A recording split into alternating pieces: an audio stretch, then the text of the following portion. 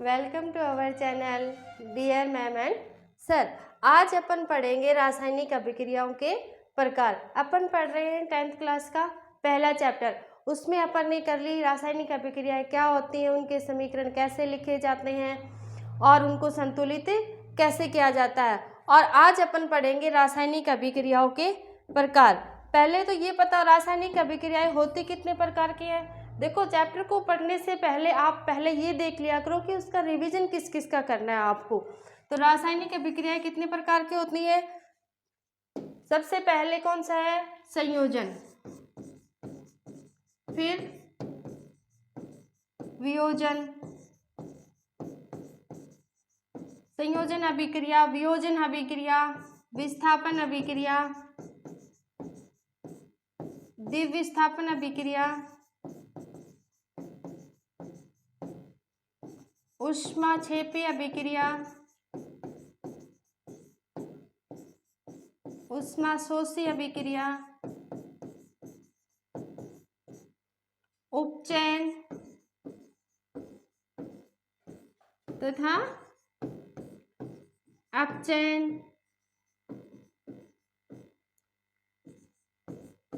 Redox अभिक्रिया। ये सारी अभिक्रियाओं का अपन रिवीजन करेंगे। संयोजन अभिक्रिया क्या होती है, वियोजन, विस्थापन, द्विविस्थापन, ऊष्माक्षेपी, ऊष्माशोषी, उपचयन तथा उपचयन और रेडॉक्स अभिक्रिया। इसके बाद अपना संरक्षण और विक्रियता गणित हो जाएगा। उसके बाद अपना चैप्टर खत्म हो जाएगा। देखो, संयोजन में क्या होता है, दो तत्वों को आपस में जोड़ना। संयोजन, वियोजन इसके विपरीत। संयोजन में संयोग करवा दो, वियोजन में उनको तोड़ दो। विस्थापन, जब अधिक क्रियाशील धातु कम क्रियाशील धातु को विस्थापित कर देती है। द्विविस्थापन में जब अभिकारकों के अंदर आयनों का आदान प्रदान होता है, वो अभिक्रिया क्या कहलाएगी, द्विविस्थापन। ऊष्माक्षेपी के अंदर ऊष्मा का उत्सर्जन होता है और शोषी के अंदर ऊष्मा का शोषण होता है। उपचयन, ऑक्सीजन का जुड़ना। अपचयन, हाइड्रोजन का जुड़ना। और जब उपचयन तथा अपचयन एक साथ होता है, उस अभिक्रिया को हम क्या कहते हैं, रेडॉक्स अभिक्रिया। तो वन बाय वन अपन सारी अभिक्रियाएं करेंगे। देखो, पहले क्या है, संयोजन अभिक्रिया। संयोजन अभिक्रिया में आपको क्या करना है, एक बीकर में कैल्शियम ऑक्साइड तथा बुझा हुआ चूना लेना। कैल्शियम ऑक्साइड तथा बुझा हुआ चूना लीजिए। इसमें धीरे धीरे क्या मिलाइए, जल मिलाइए। अब बीकर को स्पर्श कीजिए और इसके बाद आपको पता चलेगा कि इसके तापमान में कोई परिवर्तन हुआ है या नहीं हुआ है। तो अपने पास क्या है, कैल्शियम ऑक्साइड प्लस H2 जल मिला दिया, तो अपने पास प्रोडक्ट क्या बन के आएगा, कैल्शियम हाइड्रोक्साइड और ऊष्मा उत्पन्न हुई। तो देखो, जिन अभिक्रियाओं के अंदर ऊष्मा उत्पन्न होती है उन अभिक्रियाओं को हम क्या कहते हैं, ऊष्माक्षेपी अभिक्रिया।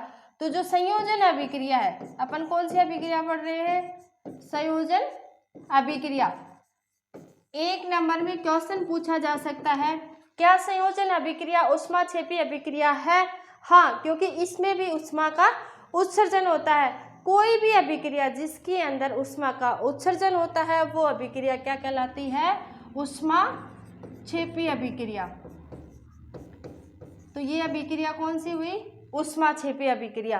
कैल्शियम हाइड्रोक्साइड, ये अपने पास जब कैल्शियम ऑक्साइड को अपन ने जल के साथ अभिक्रिया करवाई तो अपने पास उत्पाद क्या बना, कैल्शियम हाइड्रोक्साइड और ऊष्मा उत्सर्जित हुई।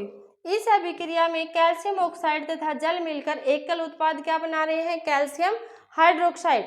और संयोजन अभिक्रिया में क्या होता है, जब दो अभिकारक आपस में मिलकर एक उत्पाद बनाए वो अभिक्रिया क्या कहलाएगी, संयोजन अभिक्रिया। देखो, ये क्या है, एक अपने पास क्या होता है, मैग्नीशियम प्लस ऑक्सीजन। तो जब दो तत्व, अपन क्या लिख सकते हैं, जब तत्व प्लस तत्व, तो क्या आएगा, यौगिक बनाते हैं, वो भी क्या कहलाती है, संयोजन अभिक्रिया। जब यौगिक प्लस यौगिक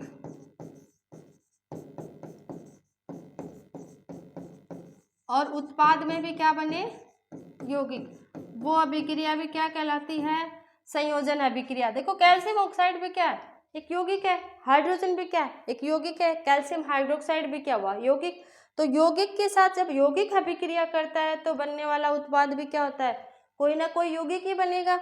तो इस अभिक्रिया को हम क्या कहेंगे, संयोजन अभिक्रिया। और संयोजन अभिक्रिया ऊष्माक्षेपी अभिक्रिया भी कहलाती है। फिर अपन को कौन सी अभिक्रिया करनी है, वियोजन अभिक्रिया। अब देखो उसके बाद क्या होता है, जब कैल्शियम हाइड्रोक्साइड को हम वायुमंडल में उपस्थित कार्बन डाइऑक्साइड के साथ अभिक्रिया करवाते हैं तो कैल्शियम कार्बोनेट की एक परत बन जाती है, जिसे हम क्या कहेंगे, कैल्शियम कार्बोनेट की एक परत बनती है जो चमकीली होती है और अपनी जैसे सफ़ेदी की जाती है दीवारों के ऊपर, तो वो किसकी की जाती है, कैल्शियम हाइड्रोक्साइड। वो कैल्शियम हाइड्रोक्साइड वायु में उपस्थित कार्बन डाइऑक्साइड के साथ अभिक्रिया करेगी और एक कैल्शियम कार्बोनेट का फॉर्मूला कर दी। और संगमरमर का फॉर्मूला भी क्या होता है, संगमरमर का रासायनिक सूत्र भी क्या होता है, कैल्शियम कार्बोनेट। देखो बुझे हुए चूने के विलयन का उपयोग दीवारों को सफेदी करने के लिए किया जाता है, कैल्शियम हाइड्रोक्साइड। क्योंकि बुझे हुए चूने के जब अंदर आप पानी मिलाते हो तो अपने पास क्या बना था, कैल्शियम हाइड्रोक्साइड। ये calcium hydroxide CO2 carbon dioxide के साथ अभिक्रिया करता है और कैल्शियम कार्बोनेट बना लेता है। अगर आपसे क्वेश्चन में पूछा जाए संगमरमर का रासायनिक सूत्र तो क्या लिखोगे, कैल्शियम कार्बोनेट, CaCO3। अब देखो कोयले के अंदर क्या पाया जाता है, कार्बन। कार्बन को जब ऑक्सीजन के साथ क्रिया करवाई जाती है तो क्या बनता है, कैल्शियम ऑक्साइड। ये भी अभिक्रिया कौन सी हुई, संयोजन अभिक्रिया।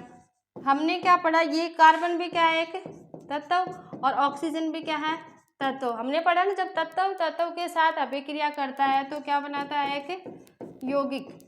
और इसने क्या बना दिया, कार्बन डाइऑक्साइड। ये क्या है, एक यौगिक। और इस अभिक्रिया को हम क्या कहते हैं, संयोजन अभिक्रिया। फिर देखो हाइड्रोजन तथा ऑक्सीजन से जल का निर्माण होता है। हाइड्रोजन और ऑक्सीजन से जल का निर्माण होता है और इस अभिक्रिया को भी हम क्या कहेंगे, संयोजन अभिक्रिया। क्योंकि देखो जब भी दो तत्व हों या दो यौगिक आपस में मिलकर एक यौगिक का निर्माण करें वो अभिक्रिया कौन सी कहलाती है, संयोजन अभिक्रिया। जब दो या दो से अधिक पदार्थ तत्व या यौगिक संयोग करके एकल उत्पाद का निर्माण करते हैं, ऐसी अभिक्रियाओं को हम क्या कहते हैं, संयोजन अभिक्रिया। तत्व के साथ अभिक्रिया कर सकता है, यौगिक के साथ अभिक्रिया कर सकता है।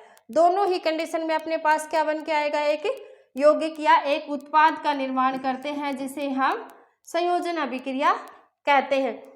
इस अभिक्रिया के अंदर अधिक मात्रा में ऊष्मा उत्पन्न होती है और इस अभिक्रिया में मिश्रण गर्म हो जाता है। जिन अभिक्रियाओं में उत्पाद के निर्माण के साथ साथ ऊष्मा का उत्सर्जन होता है वो अभिक्रियाएं ऊष्माक्षेपी रासायनिक अभिक्रियाएं कहलाती हैं। क्लियर। तो आपको संयोजन और ऊष्माक्षेपी दोनों अभिक्रियाएं क्लियर हो गई हैं। आगे देखो प्राकृतिक गैस कौन सी होती है, मीथेन। CH4 को क्या बोलते हैं, मीथेन। मीथेन को जब ऑक्सीजन के साथ क्रिया करवाई जाती है तो बनने वाला उत्पाद क्या है, कार्बन डाइऑक्साइड, H2O और ऊर्जा। तो यहाँ भी ऊर्जा उत्सर्जित हुई। ये अभिक्रिया भी कौन सी है, ऊष्माक्षेपी।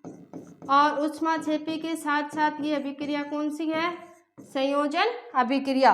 क्योंकि यहाँ पे भी देखो प्राकृतिक गैस का ऑक्सीजन के साथ दहन हो रहा है, मतलब दो अभिकारक मिलके क्या बना रहे हैं, एक उत्पाद बना रहे हैं और ये अभिक्रिया क्या कहलाती है, संयोजन अभिक्रिया। क्या आप जानते हैं श्वसन एक ऊष्माक्षेपी अभिक्रिया है? हाँ, क्योंकि देखो जब भी हम भोजन को ग्रहण करते हैं वो भोजन हमारे अंदर छोटे छोटे टुकड़ों में तोड़ दिया जाता है, क्योंकि हमारे आमाशय के अंदर HCl पाया जाता है, बहुत सारे छोटी आंत के अंदर पेप्सिन, एमाइलेज एंजाइम पाए जाते हैं। वो एंजाइम क्या करते हैं, उस फूड को छोटे छोटे पार्टिकल्स में तोड़ देते हैं और उससे हमें एनर्जी मिलती है। माइटोकॉन्ड्रिया के अंदर जब उस भोजन को तोड़ा जाता है तो वो आपने पढ़ा है ना, आगे वाले चैप्टर में पढ़ेंगे 6 वाले में कि श्वसन होता क्या है।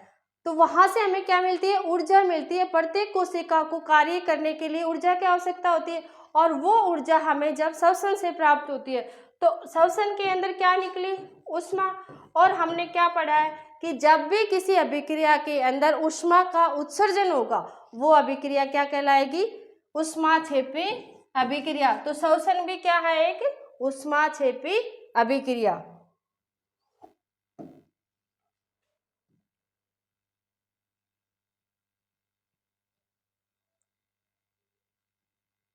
देखो साग सब्जियां विघटित होकर कंपोस्ट बनाना भी क्या कहलाता है, ऊष्माक्षेपी अभिक्रिया कहलाती है। क्योंकि देखो कंपोस्ट खाद बनाना होता क्या है, जैसे अपन किचन में काम करते हैं, अपने किचन के अंदर जितनी भी सब्जियों के छिलके होते हैं और फल फ्रूट के जो छिलके होते हैं वो अपन किस में डालते हैं, ऐसे मिट्टी के अंदर डालते रहते हैं। फिर उनके ऊपर जैसे ये छिलके डाल दिए अपन ने, यहाँ पे क्या डाले हैं, छिलके। इन छिलकों के ऊपर अपन इस तरह से एक लेयर बना देते हैं मिट्टी की और ऊपर से फिर छिलके डाल देते हैं सब्जियों के, फ्रूट्स के, फिर एक लेयर बना देते हैं। तो इस तरह से क्या बनती है, एक कंपोस्ट खाद बन जाती है जिसको हम खाद बोलते हैं। वो खाद बनती है, उसमें भी क्या होती है, यहाँ पे जैसे आप उनको छिलकों को अपन दबा रहे हैं या अदर जो वेस्ट मटेरियल है उसको आप दबा रहे हो तो वहाँ से क्या निकलेगी, ह्यूमिडिटी निकलती है, ह्यूमस निकलती है, एक तरह से ऊष्मा का उत्सर्जन होता है। और जहाँ ऊष्मा का उत्सर्जन हो रहा है वो अभिक्रिया कौन सी है, ऊष्माक्षेपी अभिक्रिया। तो कंपोस्ट बनाना भी कौन सी अभिक्रिया हुई, ऊष्माक्षेपी अभिक्रिया। फिर अपने पास है वियोजन अभिक्रिया। वियोजन अभिक्रिया, वियोजन अभिक्रिया मतलब अपघटन। संयोजन में क्या क्या हमने दो तत्वों को जोड़ के एकल उत्पाद बनाया। अब इस जो एकल उत्पाद बनाया था उसको तोड़ दो आप, जैसे एकल अभिकर्मक होता है उसको तोड़ के हमने दो या दो से ज्यादा उत्पाद बना दिए, वो अभिक्रिया क्या कहलाएगी, वियोजन।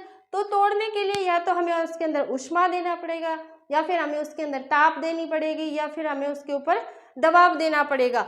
तो वो अभिक्रिया देखो हमने क्या पढ़ा, जब ऊष्मा का उत्सर्जन होता है वो क्रिया कौन सी है, ऊष्माक्षेपी। तो वियोजन करने के लिए, तोड़ने के लिए हमें कुछ ना कुछ तो देना पड़ेगा, या तो हमें ताप देनी पड़ेगी या दाब देनी पड़ेगी या फिर इलेक्ट्रिसिटी देना पड़ेगा।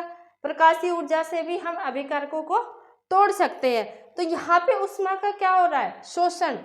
तो देखो संयोजन के विपरीत अभिक्रिया कौन सी है, वियोजन।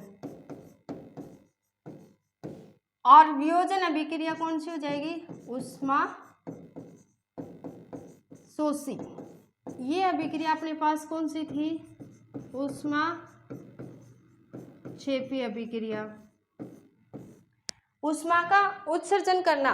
तो संयोजन के विपरीत अभिक्रिया कौन सी है, वियोजन। वियोजन कौन सी होगी, ऊष्माशोषी। अब देखो संयोजन को हमने क्या बोला, ऊष्माक्षेपी, और ऊष्माक्षेपी के विपरीत अभिक्रिया कौन सी आती है, ऊष्माशोषी।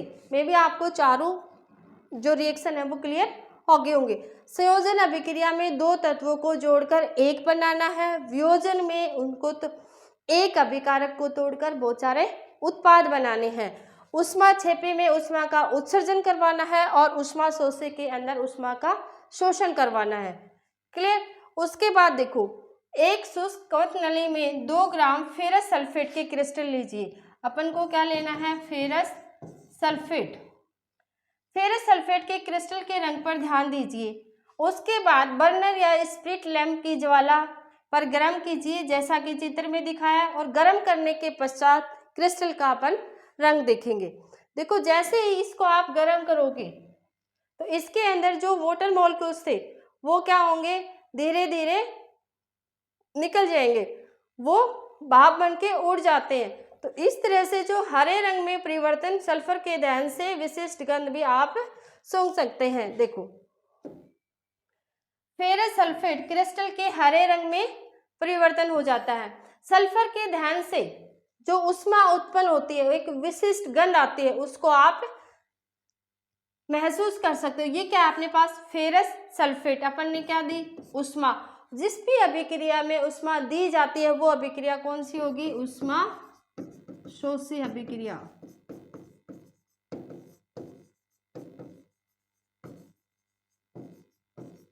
अब देखो फेरस सल्फेट कि क्रिस्टल को अपन ने गर्म किया तो अपने पास क्या बन के आया, फेरिक ऑक्साइड, सल्फर डाइऑक्साइड और सल्फर ट्राइऑक्साइड। तो अपने पास एक अभिकारक था, उस अभिकारक को तोड़ के अपन ने बहुत सारे उत्पादों में चेंज कर लिया। वो अभिक्रिया कौन सी होगी, वियोजन। और जब इनको जोड़कर अपन वापस से फेरस सल्फेट बना ले, वो अभिक्रिया कौन सी हो गई, संयोजन। मतलब संयोजन और वियोजन एक दूसरे के विपरीत अभिक्रिया होती हैं। इसकी आप डेफिनेशन कैसे लिखोगे, जिस अभिक्रिया में एकल अभिकर्मक टूटकर छोटे छोटे उत्पाद प्रदान करता है वह अभिक्रिया वियोजन अभिक्रिया कहलाती है। गर्म करने पर फेरस सल्फेट के अंदर जो वाटर मॉलिक्यूल्स थे 7H2 वो क्रिस्टल जल त्याग देता है। देखो क्रिस्टल जल कौन सा होता है, जिसके अंदर वाटर के फिक्स मॉलिक्यूल हो, जैसे यहाँ पे 7 लिख रखा है, तो अगर अपन क्रिस्टल जल बोलेंगे तो वहाँ पे जो जल के अणु होते हैं वो फिक्स होंगे, 6 होंगे, 5 होंगे, 4 होंगे, उसको अपन क्या बोलते हैं, क्रिस्टल जल। तो ये क्रिस्टल जल त्यागने के कारण क्रिस्टल का रंग बदल जाता है। इसके उपरांत फेरिक ऑक्साइड सल्फर ऑक्साइड तथा सल्फर ट्राइऑक्साइड में वियोजित हो जाता है। फेरिक ऑक्साइड ठोस है जबकि सल्फर डाई तथा ट्राई क्या है, गैस है। ये यहाँ पे अवस्थाएं लिखनी अपन ने सीख रखी है। फेरिक ऑक्साइड ठोस अवस्था में पाया जाता है, सल्फर डाइऑक्साइड गैस है और सल्फर ट्राइऑक्साइड भी एक गैस है। ऊष्मा देने पर कैल्शियम कार्बोनेट का कैल्शियम ऑक्साइड तथा कार्बन डाइऑक्साइड में वियोजित होना एक प्रमुख वियोजन अभिक्रिया है। कैल्शियम कार्बोनेट, जब अपन इसको क्या देंगे, ऊष्मा, तो ये किस किस में टूट जाता है, कैल्शियम ऑक्साइड तथा कार्बन डाइऑक्साइड। देखो ये अपने पास क्या था, एक अभिकारक, और ये अभिकारक अपने उत्पादों में टूट गए, और ये क्या है, दोनों उत्पाद। तो जब कोई भी अभिकर्मक अपने छोटे छोटे उत्पादों में टूट जाता है तो वो अभिक्रिया कौन सी कहलाती है, वियोजन अभिक्रिया। और इसी को हम क्या कहते हैं, ऊष्मा शोषी अभिक्रिया। कैल्शियम कार्बोनेट क्या बना, कैल्शियम ऑक्साइड और कार्बन डाइऑक्साइड। उसके बाद देखो एक एग्जाम्पल और दिया हुआ है, एक कवच नली में 2 ग्राम लेड नाइट्रेट, क्या लेना है आपको, लेड नाइट्रेट। चिमटे से कवच नली को पकड़कर ज्वाला के ऊपर रखकर इसे गर्म कीजिए। आपने क्या देखा, कोई परिवर्तन हुआ है, आप देखोगे कि भूरे रंग का धुआं उत्सर्जित होता है। जैसे ही अपन ने क्या लिया, लेड नाइट्रेट, इस चूर्ण को आप जैसे ही ज्वाला के साथ गर्म करोगे तो इसमें एक भूरे रंग का धुआं उत्सर्जित होता है, और ये इसके साथ ही क्या बनेगा, नाइट्रोजन डाइऑक्साइड। यह अभिक्रिया इस प्रकार होती है, लेड नाइट्रेट, इसको अपन ने क्या दे दिया, ताप दिया, और लेड ऑक्साइड ये किस में बदल गई, लेड ऑक्साइड, और नाइट्रोजन डाइऑक्साइड और ऑक्सीजन। तो ये अभिक्रिया भी कौन सी है अपनी, वियोजन अभिक्रिया। क्योंकि वियोजन अभिक्रिया में एक अभिकारक, अपने पास अभिकारक क्या था, लेड नाइट्रेट। ये लेड नाइट्रेट को जब अपन ताप देते हैं तो ये लेड ऑक्साइड नाइट्रोजन डाइऑक्साइड और ऑक्सीजन में वियोजित हो जाता है, अपने छोटे छोटे उत्पाद में टूट जाता है, और ये अभिक्रिया वियोजन अभिक्रिया कहलाती है। फिर अपने पास एक प्लास्टिक का मग लेना है आपको, उस प्लास्टिक के मग के अंदर 2 रोड लगानी है, ठीक है। एक में इस तरह से जैसे दिखाई गई, ये 2 रोड लगा रखी, एक में क्या होगा, ऑक्सीजन, और एक में क्या होगा, हाइड्रोजन। ये जल लिया अपन ने। देखो पहले वाला जो वियोजन किया वो किससे किया, ऊष्मा से। दूसरे वाला कैल्शियम कार्बोनेट का वियोजन किया वो किससे किया, तापीय वियोजन। तो उसको अपन क्या बोल सकते हैं, तापीय वियोजन। इसमें अपन क्या कर रहे हैं, जल का विद्युत अपघटन। तो ये अपघटन किससे हो जाएगा, विद्युत के द्वारा। अब अपन ने ये जो प्रणाली ली है इसमें अंदर 6 वोल्ट की बैटरी लगाई है। यहाँ पे ये देखो ये बैटरी लगाई है। यहाँ से जैसे ही आप स्विच ऑन करोगे, एनोड पे कौन सा साइन होता है, प्लस का, कैथोड पे माइनस का। तो देखो माइनस वाले के पास कौन सा जाएगा, अपोजिट चार्ज वाला। तो हाइड्रोजन पे कौन सा होता है, पॉजिटिव चार्ज, और एनोड पे ऑक्सीजन गैस आ जाएगी, इस पे चार्ज कौन सा होता है, नेगेटिव चार्ज। तो जैसे ही अपन जल का विद्युत अपघटन करते हैं तो यहाँ पे जो बुलबुले आपको दिखाई दे रहे हैं एक रोड के अंदर, इसमें तो क्या आ जाएगी, ऑक्सीजन, और इसमें क्या आ जाएगी, हाइड्रोजन। तो अपन को पता है हाइड्रोजन का फॉर्मूला क्या होता है, जल का फॉर्मूला क्या होता है, सॉरी, H2O।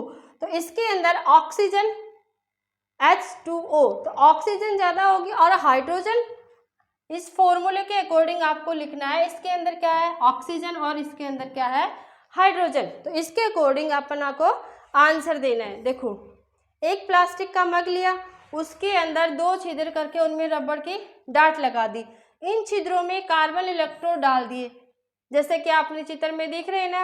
इन इलेक्ट्रोड को 6 वोल्ट की बैटरी से जोड़ दीजिए, हमने जोड़ दिया।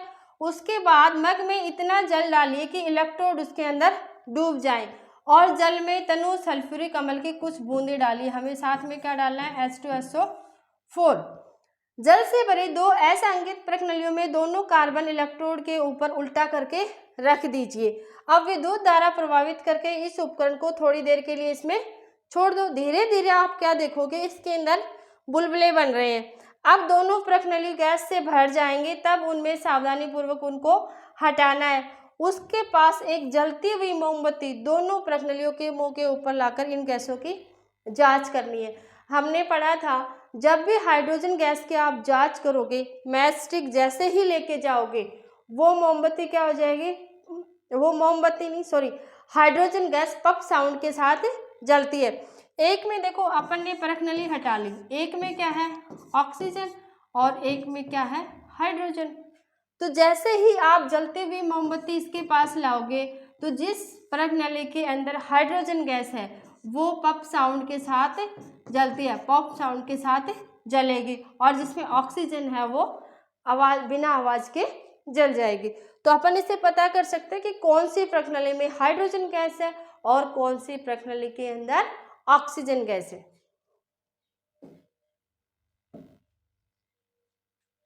फिर अपने पास दोनों प्रकनलियों में कौन सी गैस उपस्थित है, एक में ऑक्सीजन और एक में हाइड्रोजन। फिर आपको क्या करना है, आगे वाली एक्टिविटी देखो। चाइना डिश में 2 ग्राम सिल्वर क्लोराइड लीजिए, ठीक है। उसके बाद इसका रंग कैसा है, इसे चाइना डिश को थोड़ी देर के लिए सूर्य प्रकाश में रख दीजिए, और थोड़ी देर के बाद अपन क्या देखते हैं, क्योंकि ये अपने आयंस में विभाजित हो जाएगा। देखो, सूर्य के प्रकाश में श्वेत रंग का सिल्वर क्लोराइड धूसर रंग का हो जाता है। जो ये सिल्वर क्लोराइड था अपने पास AgCl, ये किस कलर का था, श्वेत रंग का। थोड़ी देर के बाद अपन देखते हैं किस कलर में चेंज हो जाता है, धूसर रंग में चेंज हो जाता है, क्योंकि ये सूर्य के प्रकाश से वियोजित हो जाता है। और ये सिल्वर क्लोराइड प्रकाश की उपस्थिति में सिल्वर तथा क्लोरीन में विभोजित हो जाता है। सिल्वर क्लोराइड किस में टूट गया, सिल्वर और क्लोराइड में। तो सिल्वर ब्रोमाइड भी इसी तरह की अभिक्रिया होती है, ये सिल्वर क्लोराइड, और सेम इसी तरह कौन सी होती है, सिल्वर ब्रोमाइड, ये भी सिल्वर और ब्रोमाइड में टूट जाती है। यहाँ से क्वेश्चन क्या पूछा जाता है कि कौन सी अभिक्रिया होती है या कौन सी रासायनिक यौगिक होते हैं जिनको श्वेत फोटोग्राफी के अंदर यूज लिया जाता है। तो आप क्या लिखोगे, silver chloride, silver bromide, Shyam श्वेत फोटोग्राफी में इनका यूज किया जाता है। यहाँ से 1 नंबर में क्वेश्चन ये पूछा जाता है कि श्वेत फोटोग्राफी या श्याम, पहले ब्लैक एंड व्हाइट फोटो होती थी ना, अब तो अपन मोबाइल से बना लेते हैं, पहले वो कैमरा मैन आता था, फोटो उतारता था ब्लैक एंड व्हाइट। तो वो उस ब्लैक एंड व्हाइट को, फोटो को साफ करने के लिए किसको काम में लिया जाता था, सिल्वर क्लोराइड या सिल्वर ब्रोमाइड को। क्लियर, आगे देखो।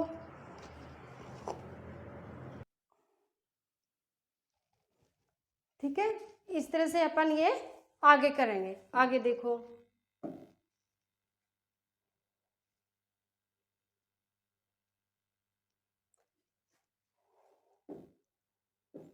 देखो अपन ने कौन सी पढ़ी, संयोजन अभिक्रिया, फिर कौन सी पढ़ी, वियोजन अभिक्रिया। तो वियोजन अभिक्रिया को अपन 3 तरह से लिख सकते हैं। पहली, ऊष्मीय वियोजन अभिक्रिया।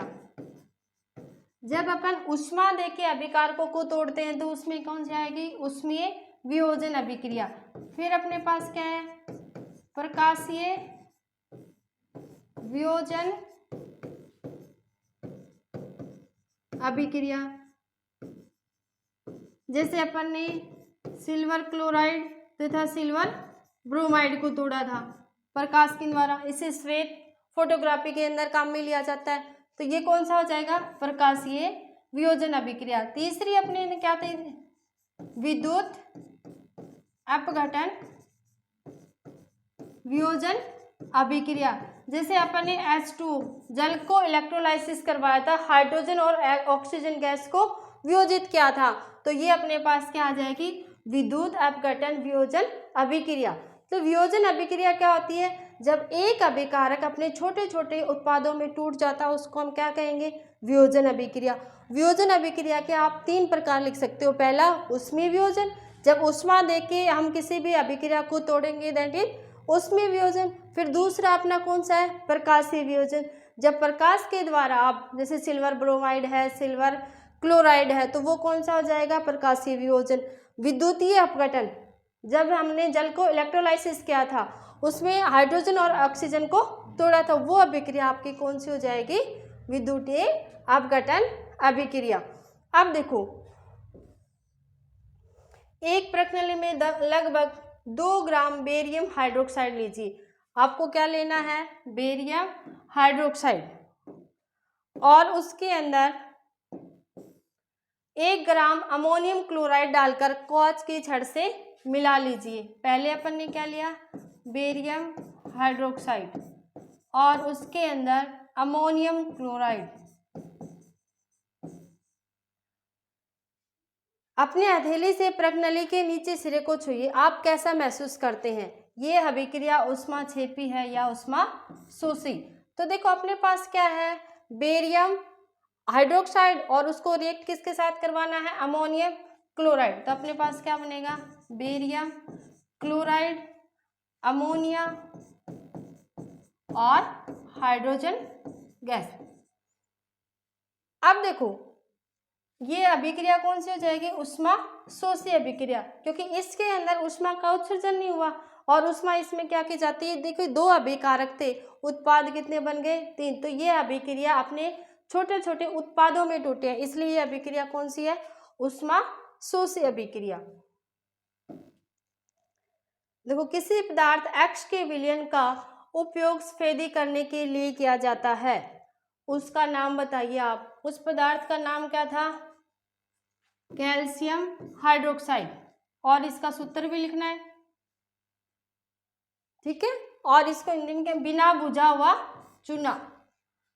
ऊपर लिखे गए पदार्थ की X की जल के साथ अभिक्रिया लिखी। देखो ये पदार्थ X क्या है अपने पास, कैल्शियम हाइड्रोक्साइड, इसके अपन को अभिक्रिया किसके साथ करवानी है, जल के साथ। तो अपने पास बनने वाला उत्पाद क्या हो जाएगा, कैल्शियम हाइड्रोक्साइड, और ऊष्मा उत्पन्न हो जाएगी। क्रियाकलाप 1.7 में एक प्रणाली में एकत्रित गैस की मात्रा दूसरी से दोगुनी क्यों है, उस गैस का नाम बताइए। क्योंकि देखो जो एक्टिविटी अपन ने करके देखी थी इलेक्ट्रोलाइसिस, तो उसके अंदर अपने पास फॉर्मूला क्या है, H2O। तो इसका जो आयतन होगा वो कितने रेशियो में होगा, 2:1, 2:1। तो हाइड्रोजन गैस कितनी हो जाएगी, दोगुनी, और ऑक्सीजन गैस कितनी होती है, उससे कम। फिर अपने पास है विस्थापन अभिक्रिया। देखो विस्थापन अभिक्रिया, विस्थापन अभिक्रिया करने से पहले आप अपने एक ट्रिक लिखो, ताकि आपको ये पता चल जाए कि जो हाईली रिएक्टिव मेटल होती है, जो अधिक क्रियाशील धातु होती हैं, वो कम क्रियाशील धातु को विस्थापित कर देती है, और उस अभिक्रिया को हम क्या कहते हैं, विस्थापन अभिक्रिया। तो अपने पास ट्रिक क्या है, काली ने कार मांगी, एल्टोजीन फरारी, फिर भी हाय क्यों मिली सिल्वर और ओडी। ठीक है। काली ने कार मांगी, अल्टो जीन फरारी, फिर भी हाय क्यों मिली सिल्वर ओडी। उसने क्या मांगी थी? अल्टो जीन फरारी, लेकिन उसको क्या मिल गई? सिल्वर और ओडी। देखो ये अपने पास ऊपर से नीचे अपन जैसे जैसे आते जाएंगे अब इनकी अभिक्रियाशीलता घटती जाएगी। जो सबसे ऊपर धातु है वो क्या है? सबसे अधिक क्रियाशील। जैसे ये धातु कौन सी अपनी? पोटेशियम।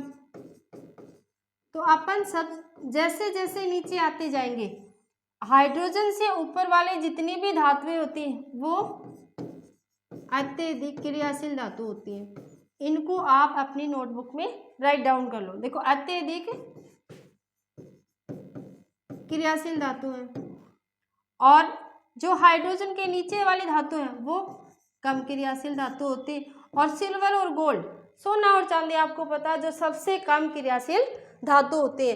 तो विस्थापन में अपन क्या पढ़ेंगे कि जैसे ऊपर वाली जो धातुएं होती है वो नीचे वाली धातुओं को विस्थापित कर सकते हैं, क्योंकि ये जो धातु होती है ये कम क्रियाशील हैं और ये वाली जो धातु होती हैं potassium, sodium, calcium, magnesium, aluminium, zinc, ये सारी धातुएं अधिक क्रियाशील होती हैं।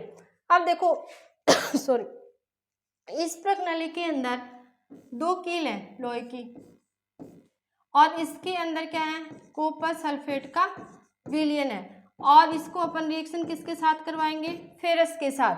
तो ये फेरस इस कॉपर को विस्थापित कर देगा। क्यों? अपने वाली ट्रिक पे आओ। कॉपर का है हाइड्रोजन के नीचे, तो ये कम क्रियाशील है और फेरस का है हाइड्रोजन के ऊपर। तो विस्थापन में क्या होता है? अधिक क्रियाशील धातु कम क्रियाशील धातु को विस्थापित कर देती है और उसकी जगह खुद आ जाती है। तो अपने पास जो प्रोडक्ट बनेगा, उत्पाद बनेगा, वो क्या बन जाएगा? फेरस सल्फेट और कॉपर का विस्थापन हो जाएगा और इसका कलर फेड हो जाएगा। अब देखो लोहे की 3 कील लेनी है, उसे रेगमाल से रगड़कर साफ कर लेना। उसके बाद ए तथा बी से चिन्हित हुई 2 प्रश्नालियां लीजिए, उसके अंदर दोनों कीलों को धागे से बांधकर लटका दीजिए। कॉपर सल्फेट के विलयन में लगभग 20 मिनट के लिए अपन रखते हैं। जैसे ही 20 मिनट के लिए रखेंगे, जो ये फेरस था, जो लोहे की कील है, वो क्या है? फेरस ही तो है। ये फेरस इस कॉपर को क्या कर देगा? विस्थापित कर देगा और उसकी जगह अपना एक उत्पाद बना लेगा, फेरस सल्फेट।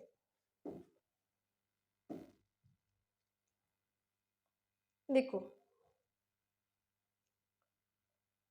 लोहे की कील का रंग भूरा क्यों हो गया तथा कॉपर सल्फेट के विलयन का नीला रंग मलिन क्यों हो गया? क्यों हो गया भाई? क्योंकि फेरस ने कॉपर को विस्थापित कर दिया। ये फेरस की कील थी, ये कॉपर सल्फेट का विलयन था।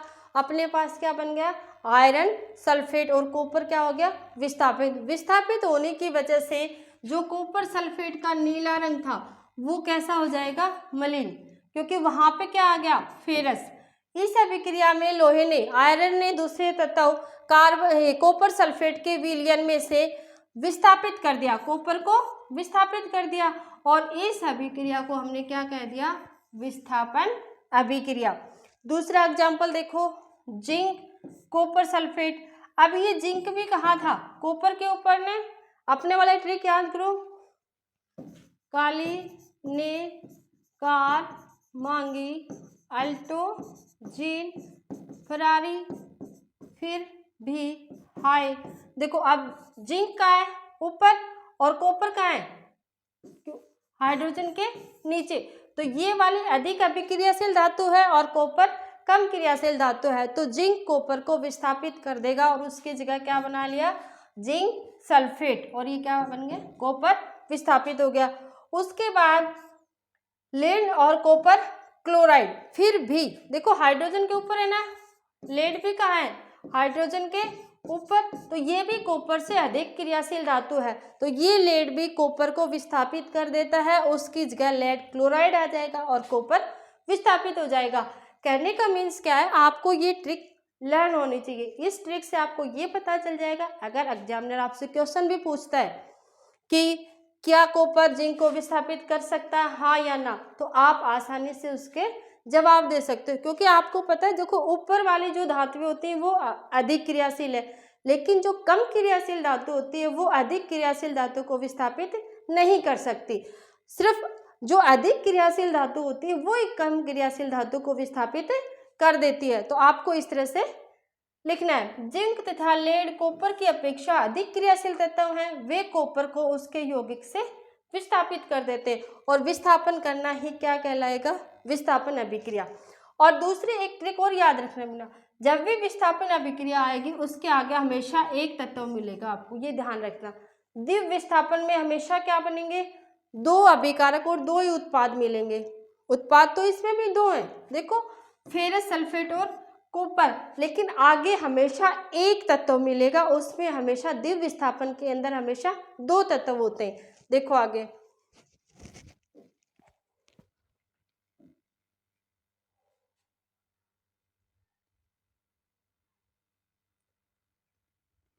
सोडियम सल्फेट का विलीन लीजिए और बेरियम क्लोराइड लीजिए, दोनों विलीनों को मिला दीजिए। अपन क्या देखेंगे, ये देखो यहाँ से अपन को क्या लेना है, सोडियम सल्फेट और बेरियम क्लोराइड। तो अपने पास क्या बन गया, बेरियम सल्फेट और सोडियम क्लोराइड। अभिक्रियाओं को संतुलित करना अपन सीख चुके हैं, आप लास्ट वीडियो में जाके देख सकते हो। ये अपने पास क्या है, बेरियम सल्फेट, और ये उत्पाद क्या बना, सोडियम क्लोराइड।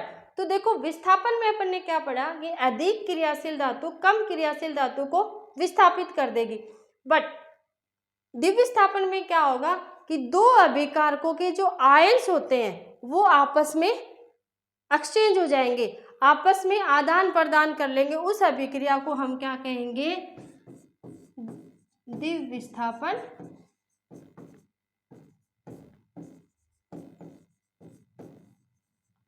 अभिक्रिया। देखो एक क्लास के अंदर मान लो दो बच्चे बैठे हुए हैं इधर, एक क्या है अधिक स्ट्रॉन्ग है और एक थोड़ा कम स्ट्रॉन्ग है, तो एक तो वो उसका धक्का दे के उसकी जगह पे खुद बैठ जाए, उसको तो आप क्या बोलोगे, विस्थापन अभिक्रिया। लेकिन एक क्या होता है, दोनों ऐसे कि भाई आप तो मेरे वाली सीट पे बैठ जाओ और मैं आप वाली सीट पे बैठ जाता हूँ, आपस में शेयरिंग, तो वो अभिक्रिया कौन सी हो जाएगी, द्विव विस्थापन अभिक्रिया। इससे आपको याद रखना है कि जो अधिक ताकतवर होता है वो उसका धक्का देगा और उसकी जगह खुद आ जाएगा, वो तो है विस्थापन अभिक्रिया। लेकिन जब आपस में कि भाई आप मेरी सीट पे बैठ जाओ मैं आपकी सीट पे बैठ जाता हूँ, तो वो अभिक्रिया आपकी कौन सी होगी, द्विव विस्थापन अभिक्रिया। इसमें अभिकारकों या उत्पादों के अंदर आयनों का आदान प्रदान होता है, वो अभिक्रिया कौन सी होती है, द्विव विस्थापन अभिक्रिया। देखो वे अभिक्रियाएं जिनमें अभिकारकों के बीच आयनों का आदान प्रदान होता है उन्हें हम क्या बोलेंगे, द्विव विस्थापन अभिक्रिया। क्लियर, मे भी आपको समझ में आ गया होगा। विस्थापन और द्विव विस्थापन दोनों में कंफ्यूज नहीं होना है। विस्थापन के अंदर धक्का दो खुद बैठ जाओ, और द्विव विस्थापन में शेयरिंग कर लो, आप मेरी जगह आ जाओ मैं आपकी जगह चला जाता हूँ, तो वो क्या हो जाएगा, द्विव विस्थापन। जैसे देखो सोडियम कहाँ चला गया, क्लोराइड के साथ, इसके साथ दोस्ती कर ली, बेरियम ने क्या कहा, मैं अकेला क्यों रहूंगा भाई, मैं सल्फेट के साथ चला जाता हूँ, तो क्या बन गया, बेरियम सल्फेट और सोडियम क्लोराइड। पहले वाले जो अभिकारक थे उसमें क्या था, सोडियम और सल्फेट, इधर क्या बन गया, सोडियम क्लोराइड। कई बार ऐसे भी तो होता है कि एक ने एक के साथ दोस्ती कर ली तो दूसरे कह रहे मैं अकेला क्यों रहूं, मैं इसके साथ बॉन्डिंग बना लेता हूँ, तो इसने भी अपना यौगिक बना लिया। तो कहने का मतलब क्या है कि आपस में जब आयन एक्सचेंज हो जाएंगे, आयनों का आदान प्रदान हो जाएगा, आयन मतलब धन आयन और ऋण आयन। जब इन अभिकारकों या उत्पादों के अंदर आयनों का आदान प्रदान हो जाता है वो अभिक्रिया कौन सी है आपकी, द्विव विस्थापन अभिक्रिया। क्लियर, आगे देखो, आपने लीड नाइट्रेट था पोटेशियम आयोडाइड के विलीन को मिश्रित किया था। हाँ देखो एक और अभिक्रिया अपन ने पढ़ी थी, लीड नाइट्रेट तथा पोटेशियम आयोडाइड। तो अपने पास क्या था, अब ये देखो ये पोटेशियम किसके साथ है, लीड किसके साथ चला जाएगा, आयोडाइड के साथ। तो पोटेशियम कह रहा है भाई मैं अकेला क्यों रहूं, मैं किसके साथ आ जाऊंगा, नाइट्रेट के साथ। तो बनने वाला प्रोडक्ट अपने पास क्या हो जाएगा, potassium iodide plus potassium nitrate.